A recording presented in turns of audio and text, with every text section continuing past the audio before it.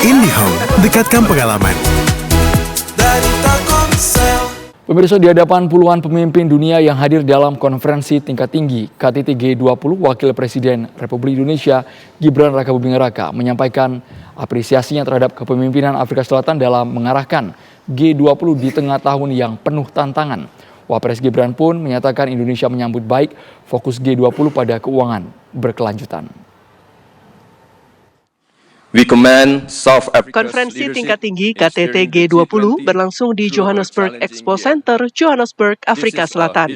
Dalam sesi pertama, di hadapan puluhan pemimpin dunia yang hadir dalam konferensi tingkat tinggi KTT G20 tersebut, Wakil Presiden Republik Indonesia Gibran Rakabuming Raka menyampaikan apresiasinya terhadap kepemimpinan Afrika Selatan dalam mengarahkan G20 di tengah tahun yang penuh tantangan. Wapres Gibran pun menyatakan Indonesia menyambut baik fokus G20 pada keuangan berkelanjutan. Saat berpidato di sesi pertama, Wapres Gibran sempat menyinggung mengenai penggunaan sistem pembayaran digital KRIS nasional yang mendorong partisipasi dalam perekonomian dan meminimalkan ketidaksetaraan. Also deep appreciation, Indonesia believes that global growth must not only be strong, but also fair and inclusive to uplift each and every nation.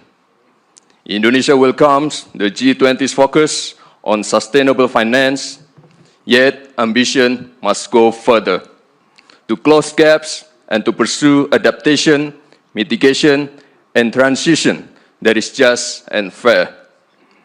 The world needs financing that is more accessible, predictable, and equal, especially for developing nations, through debt relief, innovative financing, blended finance, and green transition mechanism.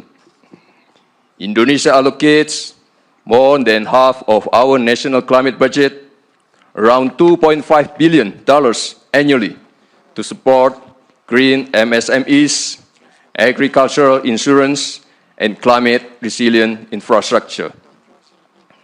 Indonesia also promotes financial inclusion. Our national KRIS digital payment system demonstrate how a simple and a low-cost digital solution can push participation in the economy and minimize inequality.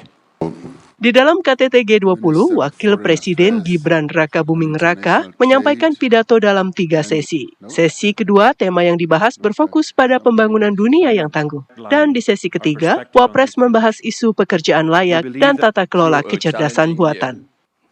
Tim TV One mengabarkan.